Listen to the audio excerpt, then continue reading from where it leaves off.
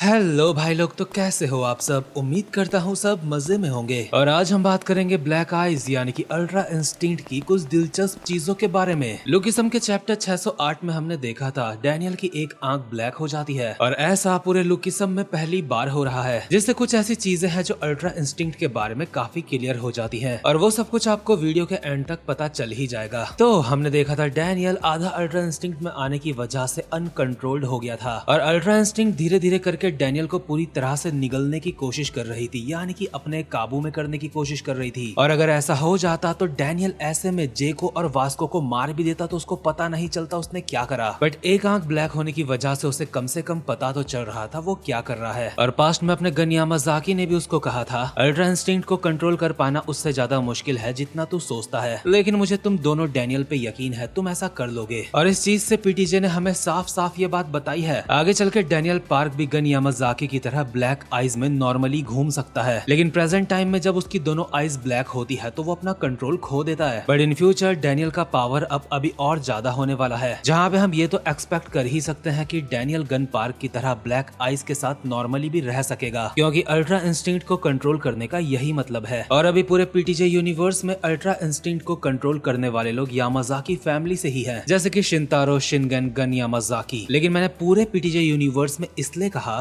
क्योंकि ultra instinct सिर्फ लुकिसम तक ही सीमित नहीं है। हम क्वेस्टिज्म मानवा के गुग्जा के पास भी ब्लैक आइज देख सकते हैं, हालांकि वो तो अल्ट्रा इंस्टिंक्ट को कंट्रोल करने के आसपास भी नहीं है कहीं। लेकिन डैनियल का सफर अल्ट्रा इंस्टिंक्ट को कंट्रोल करने वाला वो जल्दी ही शुरू होगा मेरे हिसाब से। लेकिन आपको पता है गन यामाजाकी जो अल्ट्रा इंस्टिंक्ट को काफी अच्छे से कंट्रोल कर सकता है, उसने भी अपना कंट्रोल एक बार अल्ट्रा इंस्टिंक्ट से खो दिया था। अब उसने वो जानबूझ के खोया था या फिर अनजाने में, बट जब उसकी जूनगो किम के साथ फाइट हुई थी तब हमने वो देखा था। वैसे तो गन नॉर्मली ब्लैक आइज के साथ भी किसी से बात कर सकता है, बट जूनगो किम के साथ जब उसकी फाइट हुई थी तो वो एक तरीके से खुद से कंट्रोल खो दिया था। और गन के उस मोड को फैंस TUI के नाम से जानते हैं, यानी कि ट्रू अल्ट्रा इंस्टिंक्ट, जिसमें गन कुछ बोलता नहीं, बस मौत बन के किसी के सामने खड़ा हो जाता है। लेकिन अल्ट्रा इंस्टिंक्ट के इस वाले मोड की एक बहुत ही ज्यादा इंटरेस्टिंग बात है, जब गन अपने TUI मोड या फिर अनकंट्रोल्ड अल्ट्रा इंस्टिंक्ट में आया था उस वक्त जूनगो किम ने गन को पहचानने से मना कर दिया था और कहा था तू गन नहीं है, तू कौन है, मुझे जवाब दे। क्योंकि गन उस वक्त नॉर्मली वो जैसा होता है उससे काफी ज्यादा अलग हो गया था। जूनगो किम उस वक्त जब गन के एक अटैक करता है और गन उसको डॉज करता है तो गो ने कहा था गन किसी हमले को डॉज कर रहा है ब्लॉक करने की जगह। इस बात से गो काफी हैरान था, क्योंकि गन नॉर्मली इस तरीके से फाइट नहीं करता है। लेकिन गन और गो की इससे आगे की कन्वर्सेशन और ज्यादा दिलचस्प है, जो कि लुकिसम के बड़े बड़े सीक्रेट से डायरेक्टली या फिर इनडायरेक्टली जुड़ी हुई हो सकती है। तो गन जब गो के हमले को डॉज करता है, गो पहले हैरान होता है लेकिन फिर पहचान जाता है कि ये असल में है कौन, और गो उस वक्त क्या पहचाना था, उसे क्या पता चला था। ये जानने के लिए हम गन और गो की एक और पुरानी फाइट में आते हैं, जहाँ पे गो ने गन को काफी ज्यादा डैमेज दे दिया था, लेकिन उसके बावजूद भी गन स्माइल कर रहा था। इसलिए गो उससे कहता है अबे साले पागल वागल है क्या तू, मैंने तुझे इतना कुत्ता बना के मारा है और तू इसे एंजॉय कर रहा है, हंस रहा है यहाँ पे। और उस वक्त गन ने गो को कहा था कोई ऐसा है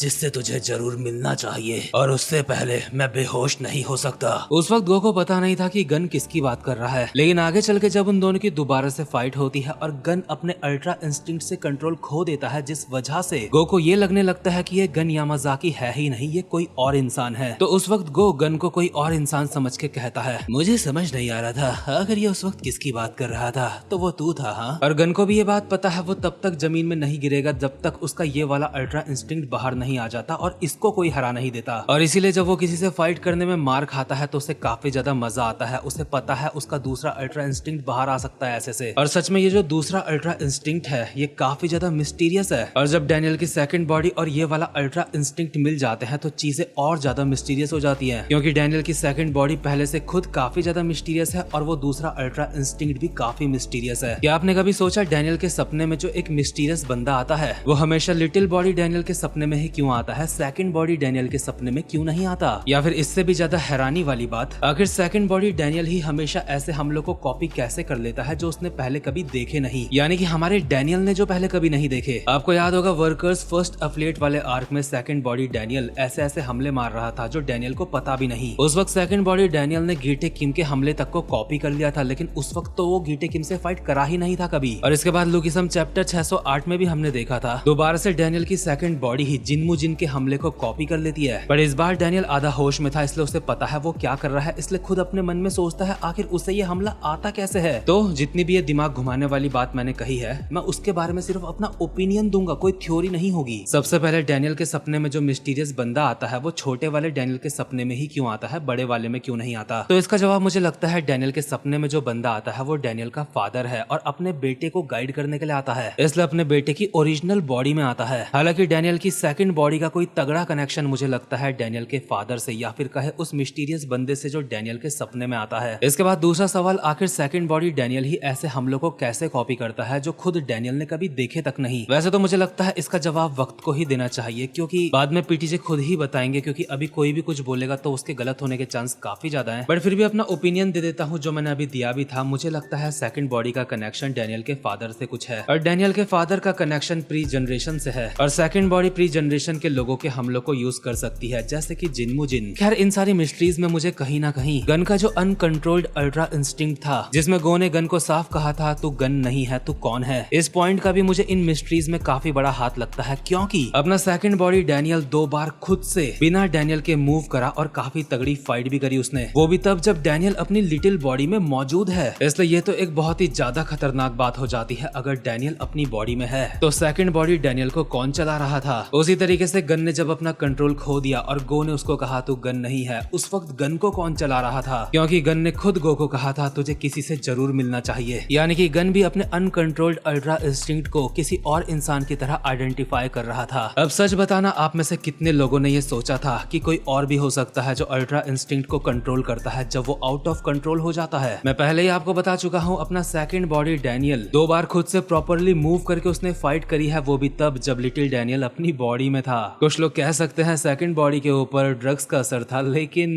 ड्रग्स आखिर किसी मुर्दे को कैसे चला सकता है और कैसे प्रॉपरली फाइट करवा सकता है? क्योंकि हमें जितना दिखाया है उस हिसाब से तो डैनियल की सेकंड बॉडी की सोल खुद डैनियल है, इसलिए उसकी सेकंड बॉडी चल पाती है। लेकिन वो 2 बार बिना सोल के कैसे चलने लगी थी? और गन यामाजाकी ने जुनगो किम को अपनी बॉडी के थ्रू किससे मिलवाया था? मतलब यार अगर इस तरीके से सोचोगे तो चीजें काफी ज्यादा दिलचस्प हो रही है। लेकिन फिर भी मैं जानता हूँ इस वीडियो से काफी लोग डिसएग्री जरूर करेंगे, जिसमें कि कोई दिक्कत वाली बात नहीं, लेकिन मैं बस इतना बताना चाहता हूँ, मैंने जितनी भी इस वीडियो में बातें करी है सारी लॉजिक के साथ करी है। कुछ अपने मन से फैंटेसीज बना के कुछ ऐसा नहीं कहा है जिसका दूर दूर तक हमें कोई क्लू तक नहीं मिला होगा, क्योंकि ऐसा मैं अपनी किसी वीडियो में नहीं करता। बट जिन लोगों ने पीटीजे यूनिवर्स पूरी तरीके से एक्सप्लोर नहीं करा है उनको कभी कभी ऐसा लग सकता है, और इसमें भी कोई दिक्कत नहीं है। और जो इस वीडियो में हमने इतनी तगड़ी मिस्ट्रीज के ऊपर बात करी है, बिल्कुल इसी लेवल की मिस्ट्री के ऊपर मैंने अपनी पिछली एनालिसिस वीडियो पे भी बात करी थी, जिसका लिंक मैं आपको कमेंट सेक्शन में दे दूंगा, जिसमें मैंने बताया था लुकिसम यूनिवर्स में एक गॉड है। बट इंस्टाग्राम में जब मैंने उसका एडिट पोस्ट करा तो कुछ लोग समझ ही नहीं पाए कि आखिर गॉड कैसे हो सकता है। बट जो शुरू से लुकिसम को और मुझे फॉलो करते आ रहे हैं उन्हें पता है मैं बिना लॉजिक के कोई बात नहीं कहता। खैर भाई लोग, उम्मीद करता हूँ आपको आज की वीडियो भी काफी ज्यादा मजेदार लगी होगी और ये वीडियो आपके मन में काफी सारे सवाल छोड़ के गई होगी, जिनका जवाब अपने पीटीजे चचा ही वक्त आने पे देंगे। खैर भाई लोग, अब मैं मिलता हूँ आपसे अपनी नेक्स्ट वीडियो में, तब तक के लिए मजे करो, और हाँ बेल आइकन को भी प्रेस कर देना ताकि हर वीडियो का नोटिफिकेशन मिल जाए।